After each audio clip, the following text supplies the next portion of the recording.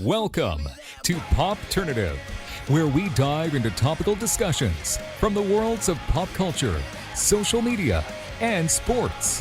Here is your host, Peter Remoliotis, aka PD Beats.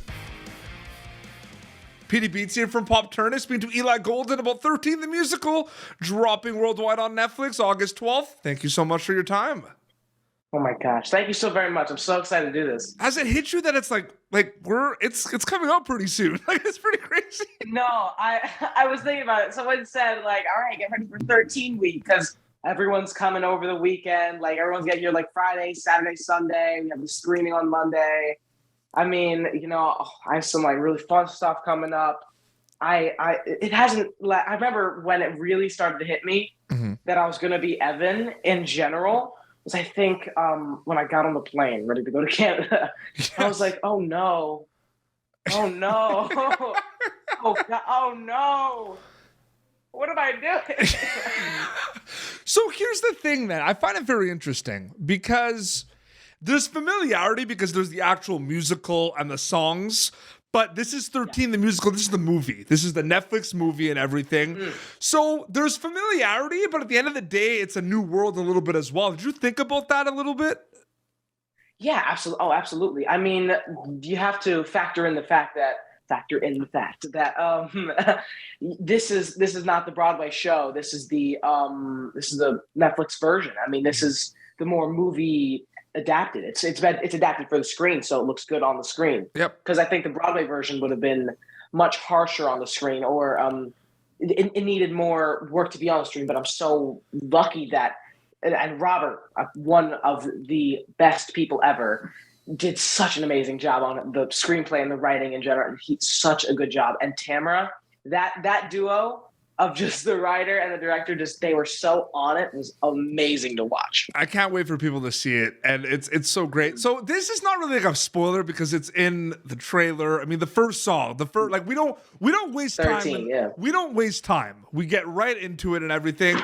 Kind of cool because I want people to see it. I mean, you break the fourth wall a little bit. It's almost like you're singing and like performing. I'm singing at the camera. I am singing. I am staring into it. Well, no, that's pretty cool. Did you know what were conversations specifically about that number specifically? Because it sets the tone for the film. It's the one we know from the musical. There's like a lot happening in that sequence. Yeah. So when I was in the studio recording it it was one of the last days of my recording in the studio. Okay. Like everyone kind of went in, 5 times. I went in 6 because I had to film. It would be funny. But everyone kind of went in 3 or 4 times, 5 times to do it. And it was my 5th time doing it. My voice was at like its absolute peak of good. I had been like singing for 2.5 months, 4 hours a day. It was 5 days a week. It was a lot of singing. And I finally did that. And Jason and Tamara, who were in the recording studio with me, They were looking at me and they're like, dude, you're singing in the camera at this point. This is the moment. This is angsty. This is mad. You are not happy, but you are showing what it's like to be 13 as the middle ground of I'm not a kid, but I'm not an adult. I am here. And I said, okay. And the next take, it was just like, it flowed. And that one. Absolutely. I did want to ask you about another one where you're not singing this song, but Evan's around and everything. So I've been waiting, right? And I think Lindsay does and JD, they do such an amazing job. JD and her. Woo. But even when they see it, like Evan, like your character, he's even like bobbing his head, like he's feeling the song. Yeah. Oh no, that was just me like, ooh, yeah, oh, come on. Like that's a tune. So what was your reaction when you heard like a lot of those? Because there's 3 new songs that were not part of the musical. Yeah. What was going through your mind and like listening to these new songs specifically? Well, I was really excited to, because I'm in like the last chorus of I've Been Waiting. I sing the chorus part or whatever it is. Absolutely. And I used to be in the dance number, but they're like, it wouldn't make sense in the movie, so they took me out. But inside scoop behind the scenes. This is why I started Popternative. Inside scoop behind the scenes. Yeah. But basically, when I was played I've Been Waiting and Bloodmaster, I was just like, oh my God, because Bloodmaster used to be in the lower key. and we raised it up a few keys, and it was really, I was like, ooh, and I tried out with Bloodmaster. They were like, all right, this is the song you're trying out with. Try out with this, and that, and that was a lot of fun. That was a lot of fun because I remember hearing it, I think, Bloodmaster for the first time. Yep. And I was like, okay. Oh, absolutely. Alrighty. If that doesn't tell you that horror is like the biggest genre of all time now, I don't know what will. That there's a song about a horror movie in 13 literally. Yeah, it has to be. It doesn't make any more sense if it wasn't. I know. It's like a full out, like, dedicated to a horror movie. No, it was so great and everything. Did it feel like you were working on two different projects? Because there's the singing, the dancing, and then there's the dialogue, with Rhea and Debra. Did it feel like two projects in one a little bit? That's a really great question. Kind of. Now that I'm thinking about it, you're making the memory juices flow, but a little bit because I had to be on my A game with my voice, on my and dancing as well. That was really, but then, the acting part of, Debra and Rhea, which are amazing actresses and actors. They so good at what they do. I learned something from every scene. I'd go back to my mom after getting off set with them and be like, oh my God, I learned this. Look what she's doing this. I did that. And it like, super. And I learned so much from them, but I think a little bit, it was a little like two jobs because I was really trying to keep my cool and at the same time trying to like get this right. It was a lot of moving parts. Yeah. Did you, what was your first kind of experience to acting? Was it theater? Was Orange is the New Black your first project? No. Okay. I think it was actually a Hot Drum commercial. It was like so commercials and everything. But did you do theater before this as well? Oh yeah, no, I've done some theater productions, very small ones, not professional ones. But yeah, I was Gavroche in Les Mis. I played Lord Farquaad in my school's musical for Shrek. That's amazing. That's great, iconic. Yeah, and I've always loved like musicals. I've been a huge Hamilton fan. I'm a huge Dear Evan Hansen fan. I'm singing Dear Evan Hansen. I've been picking up the piano over the last year, and I've just been able to start playing some Dear Evan Hansen So stuff. This is literally like the definition of like dream come true then. Like we're talking about 13 Basically, oh my God, 100%. Yeah, like this, then it goes Oscar and then Tony and then Broadway, Golden Globe. Emmy, just get them all done, over. I think I'm trying to figure out now. I think, and I'm wondering, this is more of like a statement that I want you to comment on rather than a question, but like I'm always thinking like musicals are so popular, and then the film like adaptations of the musical to the big screen are so popular. I think people appreciate like the look of it and the hard work and everyone in there. Do you know what I mean by that a little bit?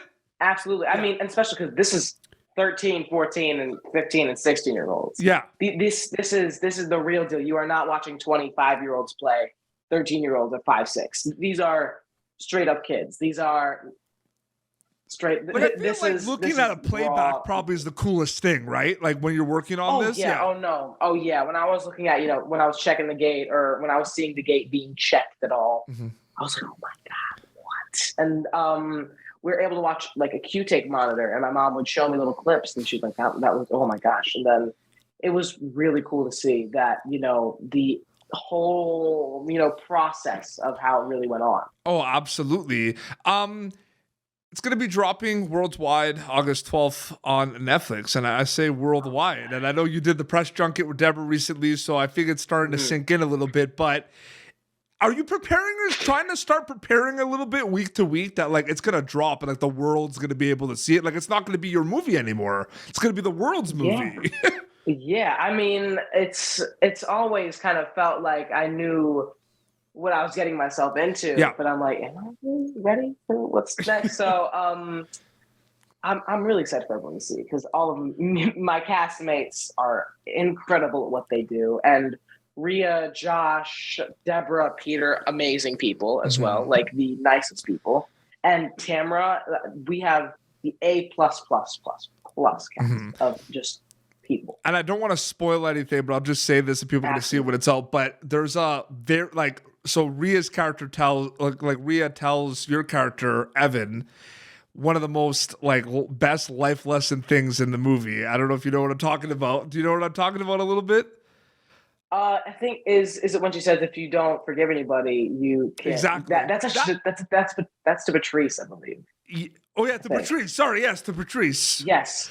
I use that line in real life. I'm not even sorry. joking. Yeah, it was this line. That is I guarantee you, people are going to be talking about that line. That is the most important, and that's one of those so true. Yeah, it's so true, right? And if you don't forgive anybody, you'll be left with only by yourself. And I think that's what's so good about this movie is that it's about forgiveness and inclusion. It's about really, Evan messes up. Yep. He really messes up with Patrice, and not trying to spoil anything.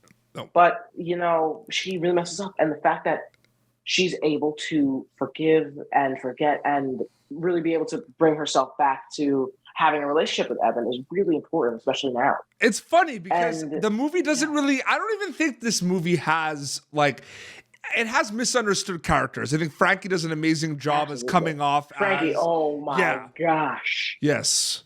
But there's no bad or good. There's no villain or antagonists. You know what I mean by that? Just misunderstood characters. It's